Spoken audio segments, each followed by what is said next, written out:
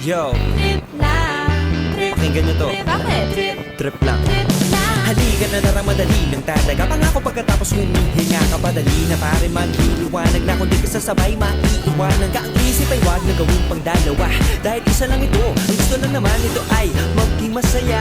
Para di ka mabato ay iwasan mo ang pananatili sa isang lugar. Ibig ko sabihin ay huwag ka papasakop sa takot. Huwag ka papasakop kapag nangate. Eh di ka matito isipin mo. Hinipan sa lahat ng karanasan mo dito sa mundo bilang tao. Ganoon pa rin hindi nagbago. Pinakamasaya yung di